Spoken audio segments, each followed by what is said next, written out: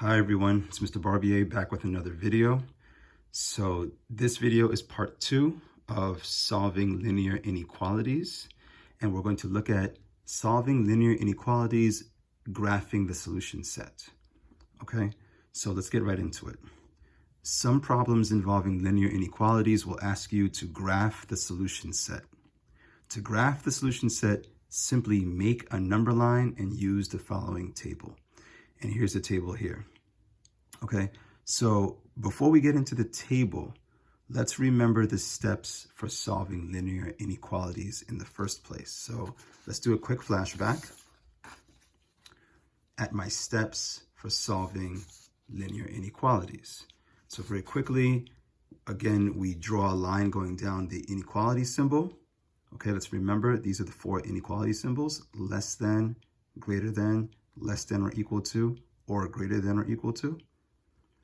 Step 2, follow the same steps for solving linear equations and solve for the variable.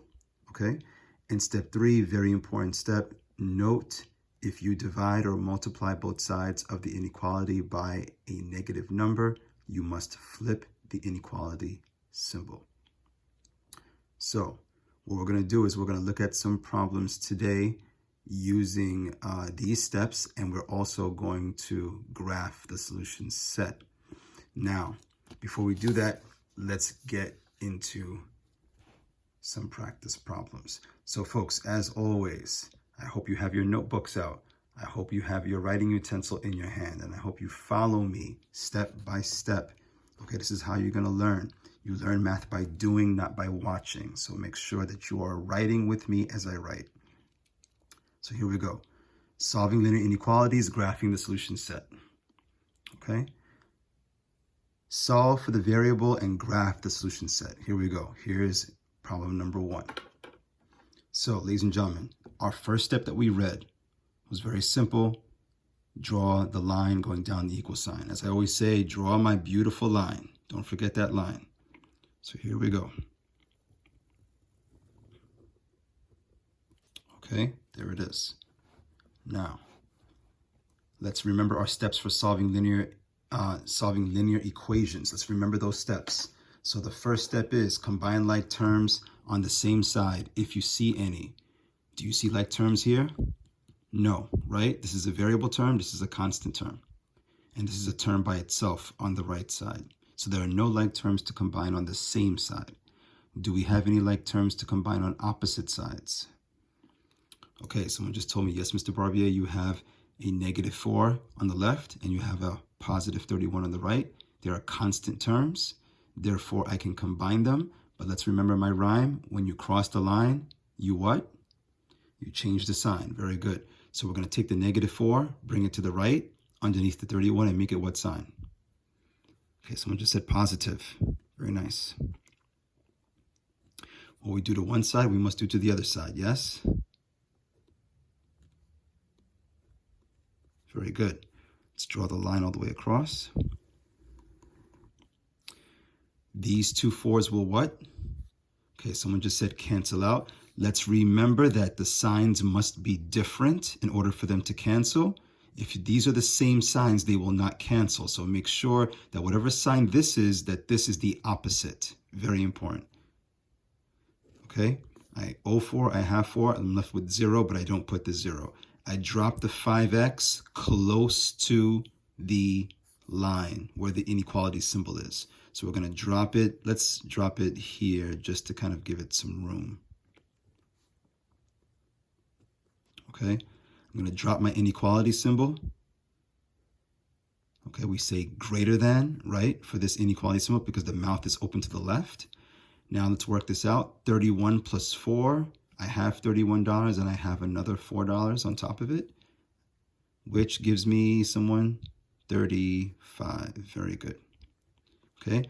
Now, as always, I want to get the variable by itself. So what do I do to both sides? Let's use math vocabulary, please. Okay, someone just said we're going to divide both sides by the coefficient. And what's the coefficient again? It is the partner of the variable. It is the number to the left of the variable touching it, which is the 5, right? These two 5s will what? Okay, someone just said they will cancel out, Mr. B. Very good. I drop the x. I solve this. So someone tell me 35 divided by 5. All right, someone just said 7. Very good. Okay, now one more question. Do I or do I not flip this inequality symbol? Meaning right now it is greater than. My question is, do I flip it and make it less than? Okay, someone just said, Mr. Barbier, no, you do not. Give me the reason, because let's look back at our notes.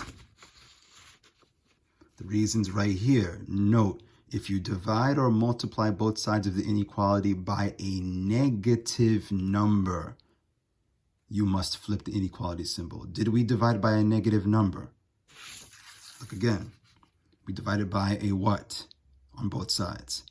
A positive 5, which means the inequality symbol remains in the same direction. It stays greater than. Okay? So folks, I want to say that very, very, very carefully and very specifically. Do not always flip the inequality symbol. Okay, don't get into a habit of flipping it all the time. You flip it only when you divide both sides of the inequality or multiply both sides by a negative number. We divided both sides by a positive 5, therefore it doesn't flip. Very simple. Here it is. Now, ladies and gentlemen, we're not done, okay? Because this is part 2, remember, of the video. So we're going to now graph the solution set. Now, some of you are thinking, Mr. Barbier, do I make an X and Y axis? What do you mean by graph the solution set? No, when we graph the solution set with inequalities, it's actually very simple. We're going to draw a number line, okay? So watch me very carefully. Let's do this. I would do it here, but then the red line's in the way. So I'm gonna just kind of move it to the side, all right? And ladies and gentlemen, this is very simple. Watch me very carefully, okay? All I'm gonna do is I'm gonna draw a number line like so. Watch.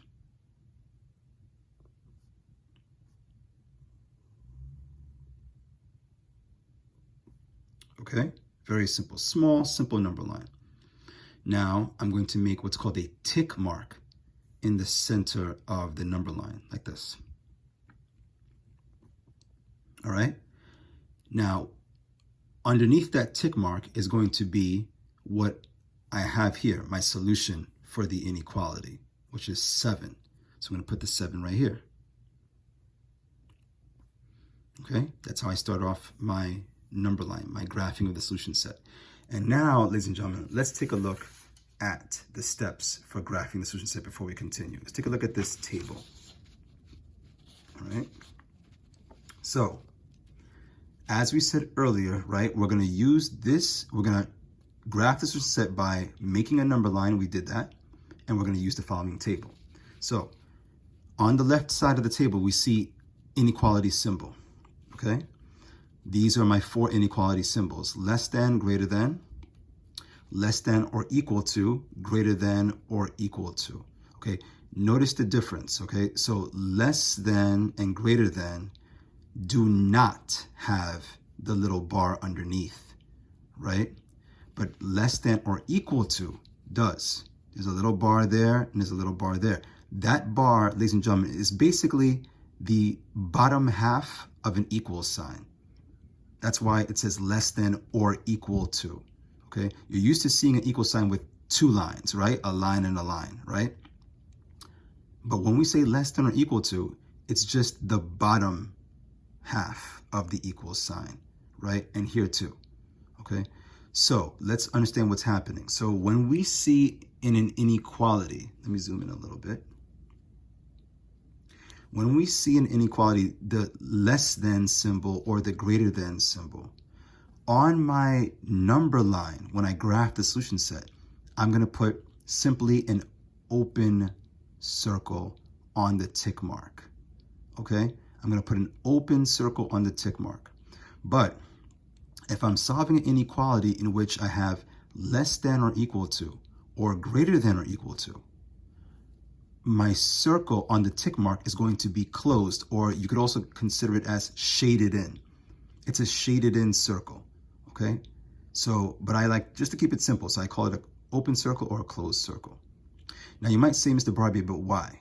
Why is it open circle when it's less than or greater than, but why is it a closed or shaded in circle when it's less than or equal to and greater than or equal to? Very simple, because that equal to tells me that the solution to my inequality is included in my solution set, right? So, which we're going to see in another problem after we finish this one. You're going to see that when I say, for example, x is less than or equal to 5, I'm saying that 5 is in my solution set and all numbers less than 5. But if I say, for example, x is less than 5, just less than, no equal to, that means that 5 is not in the solution, and therefore it is an open circle above the 5. So let's take a look at the problem that we just solved. We just said here, x is greater than 7. Think about what that means, right? My solution for this inequality is x is greater than 7. What that means is x is equal to all numbers greater than 7, right? Anything higher than 7 is a solution for x. So let's take a look at the number line, for example. What's higher than 7 on this number line? Going in what direction? To the left of the number line or to the right? Okay, someone just said to the right, right? If this is 7, then on a number line going this way, that little tick mark would be what number, someone? 8, right? And then this would be 9, and then this would be 10, and then 11, etc., etc., etc. So what's happening is that x is greater than 7, meaning that all these numbers, I'm going to make a little brace here. All of the numbers to the right of 7 is what I call my solution set.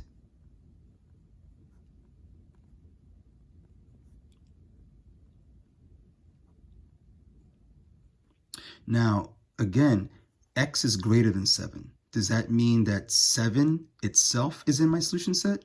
Think about that. Okay, if you said no, you're right, because 7 is not a solution for x because x is greater than 7.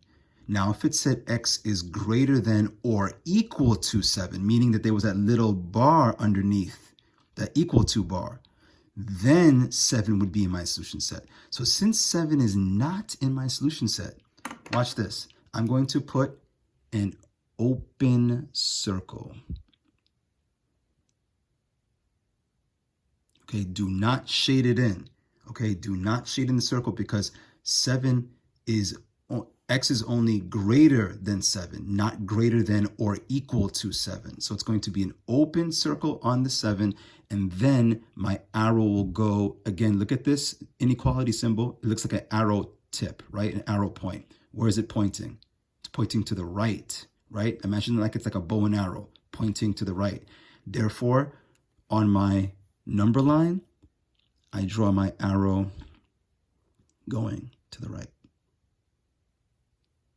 Now you might say, Mr. Barbier, but how come you put the arrow on top of the number line?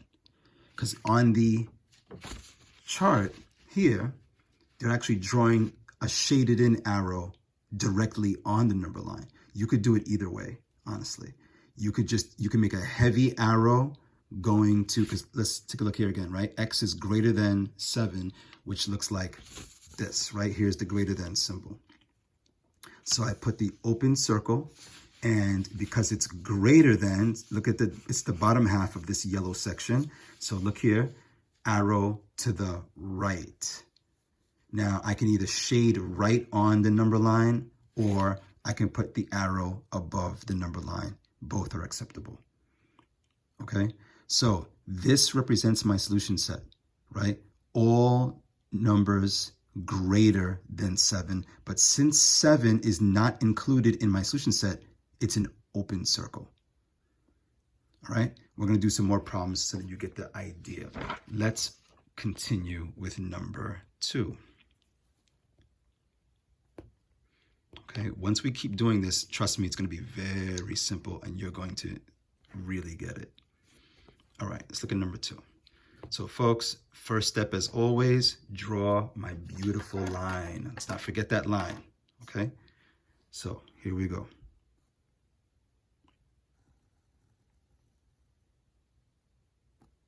All right, there it is. Now, wait a minute, we have parentheses now. What do? We're going to use the distributive property, yes? -3 times x, -3 times -2, to eliminate parentheses. Someone tell me -3 times x is what? Okay, someone just said -3x, Mr. Barbier. Very good. Let's put it right here, -3x. And what's -3 times -2? Don't forget, a negative times a negative. Folks, put that multiplication x right here in case you're going to forget that you're multiplying. And someone just said it is a positive. Very good. Positive what? 6. Excelente. Very good. Keep the inequality symbol, all right, and drop the -18. Okay, this should be automatic for you, right, everybody? What do I do now? Okay, no like terms on the same side, but I see like terms on opposite sides. We're going to combine what and what? 6 and -18. Let's remember, cross the line, change the sign. So the 6 goes from positive to negative. These two 6s will what? Cancel out. Very good. Drop the -3x. Drop the inequality symbol. And now let's use money and debt. I owe 18 and I owe another 6. So what does that mean? Okay, someone just said I owe 24. And because I owe, it's negative. Please don't make the mistake of saying, but Mr. B, I thought a negative and negative was a positive. That's only in multiplication and division. Please don't make that mistake, okay? You owe 18, it's negative. You owe another 6. You borrow another 6 from that person. That means you owe 24 in total. Okay, don't make that careless mistake of thinking a negative and a negative is a positive when we combine like terms. That is not the case. All right, now we want to get the x alone. What do I do to both sides? Okay, someone just said, Mr. B, you're going to divide by the coefficient. You are correct. I have a question. Do I divide by 3 positive? Because when you cross the line, you change the sign. Okay, someone noticed that in my voice, I'm playing devil's advocate there. I was. That's not what we do, right? When we divide both sides or multiply both sides, we keep the sign the same. You only cross the line, change the sign when you are combining like terms, yes? What happens to the two -3s? They cancel. Very good. I drop the x. I'm not going to bring on the inequality symbol yet. Not yet. Okay. Let's solve this side first. Someone tell me -24 divided by -3. A negative divided by a negative is a positive. Good. Positive what? Okay, someone just said +8. Now, here's my question. Do we flip the inequality symbol, yes or no? Okay, someone just said, yes, we do. Why? Because we just divided both sides by a negative number, right? We divided by -3. When you divide or multiply both sides by a negative, the inequality symbol flips to the opposite direction. So now less than or equal to becomes greater than or equal to. There it is. X is greater than or equal to +8. Now, ladies and gentlemen, let's graph the solution set. I'm going to do it right here. Again, draw a number line. Okay. I'm going to make a tick mark. And then whatever my solution is here, 8, I put right here. Let me give you a little bit more room. Okay. So we're going to put 8 right here. All right. Now, here's my question for you. Okay. Do I put an open circle above the 8, or is it a closed circle? Look back at the table to remind you. The table says what? Okay, someone just said, Mr. Barbier, according to the table, if it's less than or equal to, greater than or equal to, right? Because I have that little equal to bar underneath, it's always a closed or shaded in circle.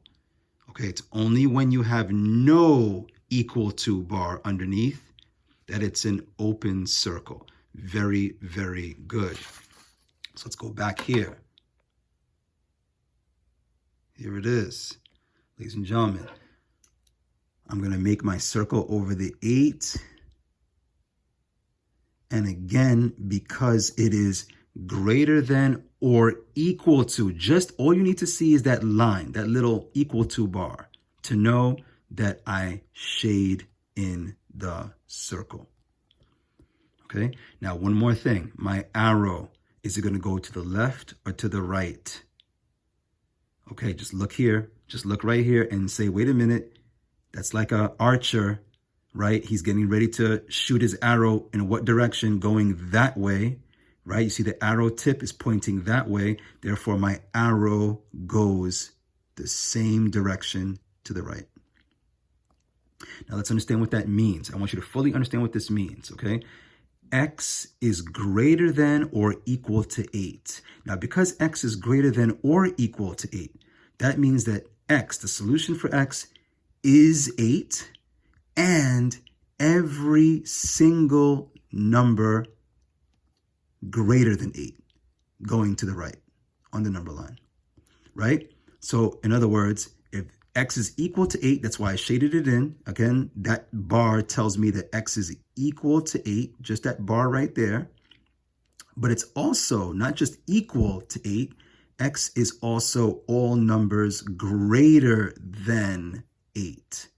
So X is equal to 8, and it's equal to, what is this number, everyone? Going on a number line this way?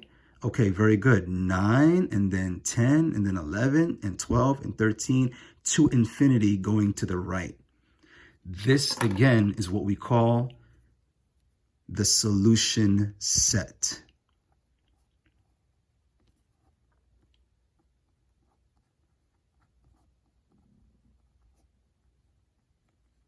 So again, I want to be very clear about this. With inequalities, the solution is not just one number. It is a set of numbers. That's the important thing for you to understand with inequalities. With linear equations, right? When you say x equals 5, for example, x equals 5 and that's it. X just equals 5 and nothing else. But with linear inequalities, that is a huge and very important difference, that the solution is not just one number. It is a set of numbers. Very important for you to understand that, okay? Very important for you to understand that. So let me be clear about what I'm saying. 8 isn't the only solution to this inequality, right? X is equal to 8, yes. But X is also all numbers greater than 8. So if I say to you, let me just make this very clear, right? This is 8. This is 9, this is 10, this right here is 11. Let me just put out an 11 right here. Okay, this little tick mark right here represents 11. So if I ask you, is 11 in my solution set for this inequality? Your answer would be yes, it is. Okay, yes, it is. But just to make the point clear, right? Here's my number line again. Let's look at 8. Which number would be to the left of 8 on a number line? What number would be that tick mark right there? Okay, someone just said it would be 7, right? Because 7's less than 8. 7 would be, behind the 8 because it's all numbers less than 8. So here's my question. Is 7 in my solution set for this inequality? No, right? My solution set is here, right? All numbers that are 8 and greater than 8. But 7 is not greater than 8. it's not equal to 8 either. It's less than 8, which means that 7 and 6 and 5 and 4, right? All these numbers less than 8. 7, 6, 5, 4, 3, 2, 1, 0, and then all the negatives going that way, those numbers are not in my solution set. Okay, very important for you to understand what we mean by solution set. Okay, let's look at one more problem. Here it is. Now, this is a problem in the form of a word problem, right? It's a word problem style problem. It says, is the number -2 in the solution set for the given inequality? Okay, let's look at that again. Is the number -2 in the solution set for the given inequality? And here it is. And so we're going to figure that out, and then we're going to circle yes or no. Okay? So some of you are saying to be, wait a minute, this is different. How do I do this problem? We do it exactly the same way we did all the other problems. Okay, we do it exactly the same way. So ladies and gentlemen, let's get to it. The beautiful thing about math is that math never changes. So here's my inequality. Please write it down with me, okay? Don't just watch this video. You should be writing as I'm writing, yes? I hope so. Okay, so what do we do first? Draw my what? Yes, my beautiful line. I like it. Very good. Oops. Pen's fading a little bit. Okay, there we go. Now, let's do this. If you feel you can do this by yourself, please pause the video right now and do this. Okay, at least start everything out. Give me my solution for X. Okay, so if you think you got it, do it. But if you still need a little more help, you can watch. But right now, pause the video if you think you can do this by yourself, and do it by yourself. Try. Okay, for those of you that unpaused and are ready to take a look at your answer, let's do it. Now, folks, let me be very clear about something. The way I solve this inequality may be different than how you did it, okay? Because right now, at the beginning of this problem, I have 4 options. I literally have 4 options to begin this problem. You may not start the problem the same way I do. So do not, please do me a favor, do not change your work because I'm doing it differently. Just wait to the end and see if your answer matches my answer. All right, let's go. So what I'm going to do, again, this may not be what you did, but what I'm going to do is I'm going to combine like terms on opposite sides because there are no like terms on the same side, right? So I'm going to take, let me see here. I'm going to take the -6 and make it positive, right? And combine it with the +8. Because when I cross the line, I change the sign, all right? And let's remember too, that every time I'm combining like terms, make sure the signs are different on the side in which, you want them to cancel out. So if they cancel out here, these signs have to be different, negative, positive, different signs, right? Okay, drop the drop the -4x. Don't forget that variable, that's very important. I keep the inequality symbol. Okay, I drop the 3x, all right? And now I use money and debt. I have 8 and I have another 6, therefore I have what? Someone just said 14, very good, okay? Now, what do I do now? I have 2 variable terms, don't I? Now let's remember, I want to keep my equation balanced. Don't forget, I want to keep it balanced. So do I bring the -4x to the right and make it positive? Is that right? Okay, someone just said no, because that would be an unbalanced equation. I have to take the 3x and move it to the left and make it what sign? Well, if it's positive here, it's going to be negative over here, right? Right? And then what I do to one side, I must do to the other side. Let's remember, ladies and gentlemen, these 2 terms will not cancel if the signs aren't different, okay? Question, when I cancel these 2 terms, do I drop x? Okay, someone just said, no, you do not. That's correct. When you cancel variable terms, the variables cancel also. There's no x left over here. Drop the 14 right here. Drop the inequality symbol. And someone please help me do this. If I owe 4 and I also owe 3, what am I going to put? Okay, someone just said negative 7x. Very good. And now, ladies and gentlemen, question, just making this a little darker. Now, tell me something. I want the x alone. What do I do? Someone just said divide by the coefficient. Very good. So I'm going to divide by negative 7 on both sides. The two negative 7s cancel, right? I drop the x. I drop my, I solve this. 14 divided by negative 7 is what? Okay, someone just said a positive divided by a negative is a negative, and 7 goes into 14 2 times. Okay, question. Do I take the inequality symbol and just bring it straight down and keep it less than? So it's going to be x is less than negative 2. Yes or no? Wait, oh, someone just said, Mr. Barbier, didn't you just divide both sides by a negative 7? Whenever you divide both sides or multiply both sides by a negative, what happens to the inequality symbol? It flips. So my answer is x is greater than negative 2. Right, everybody? Very good. Now, let's remember, we're not off the hook yet. We want to graph the solution set.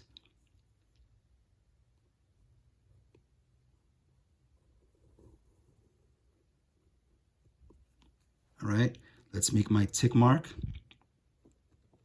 And let's put negative 2 right here. Now, I have a feeling that some of you right now, before even doing, you probably are not even doing this. You're probably saying to yourself, well, Mr. Barbier, you know what? We already have the answer. X is greater than negative 2. So that means the question says, is the number negative 2 in the solution set? You're going to circle yes, it is. Wait a minute. Be careful. Ladies and gentlemen, be careful, because let's take a look at this again. The question is the number negative 2 in the solution set for the given inequality? Now, some of you are thinking, but we got negative 2. That's the answer. Hold on a second. Let's follow the directions and steps for graphing the solution set. First of all, it says x is greater than negative 2. Do I put an open circle here or a closed circle? Okay, someone just said, Mr. Barbier, it's going to be open because you only put the closed circle when you see the equal to. First of all, that is correct. All right, let's look at that again. Remember, we only put the closed circle when it's less than or equal to, that little line has to be there, greater than or equal to, that little line has to be there. That's the only time you close the circle. It's an open circle when you don't see the line underneath. So there's no line here. There's no equal to bar. So it's going to be an open circle. Now, one more question. My arrow on the number line is going to go to the left or to the right? Okay, someone just said, Mr. Barbier, that little inequality symbol, the greater than symbol, it's pointing to the right like an arrow. Therefore, my arrow goes to the right. Okay, which means that everything underneath the arrow is in my solution set. Right? Everything underneath the arrow is in my solution set. Well, what's underneath the arrow? Well, let's think about a number line, right? If this is negative 2 and I'm moving to the right, what number goes here? Now remember, it's a number line, so be careful. And this is a negative 2. So going to the right, we're going closer to 0 and to the positive numbers, aren't we? So this would be negative what? 1, right? This would be 0. This would be what, somebody? 1. this would be 2, etc., etc., etc. But wait a minute, question. It's an open circle on the negative 2. So is negative 2 in my solution set if it's an open circle on negative 2? Okay, someone just said, no, Mr. Barbier, no. Because listen, negative 2 would be in the solution set if it was what? If it was shaded in, okay? But it's not shaded in. It's an open circle because x is greater than negative 2. It's not equal to negative 2. So ladies and gentlemen, check that out. Since negative 2 is not in my solution set, it's only the numbers greater than negative 2, because that's what this says, x is greater than negative 2. That means, someone say it, let's click at the question, is the number negative 2 in the solution set, yes or no? The answer is no, it is not.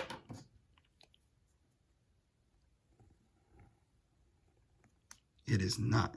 Now, I know some of you are confused, but Mr. Barbier, but negative 2 is my answer. Yes, however, ladies and gentlemen, you have to pay attention to the inequality symbol. X is greater than negative 2. It is not greater than or equal to that little bar underneath negative 2. If it was greater than or equal to negative 2, I would shade in this circle and the answer would be yes. But because there's no equal to, that's why it's an open circle on the number line, and that's why the answer is no. All right? I hope that makes it very, very, very, very clear. So ladies and gentlemen, here's what you're going to do, okay? You now are going to do these 6 problems for classwork. Okay, let me make sure you see this. So this is your notes sheet with the graphing the solution set table, or the table for graphing the solution set. There are 6 problems here.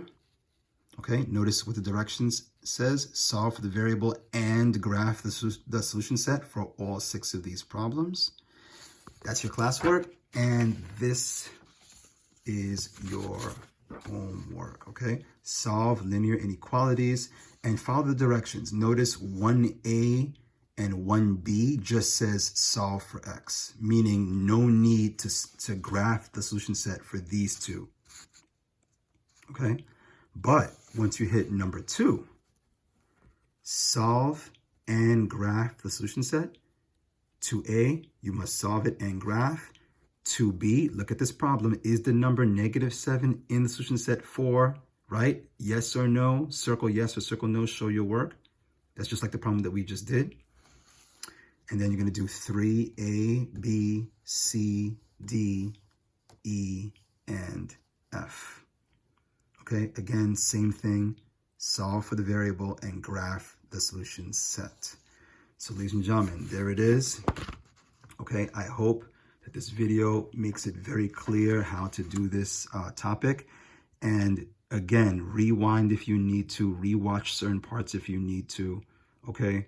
And practice. Always, always, always, always practice. Practice makes perfect, okay? Starting off with your classwork problems. Okay, ladies and gentlemen, there it is. All right. Good luck to you. Keep working hard. Keep, studying, keep practicing, and I'll see you in the next video. Bye-bye.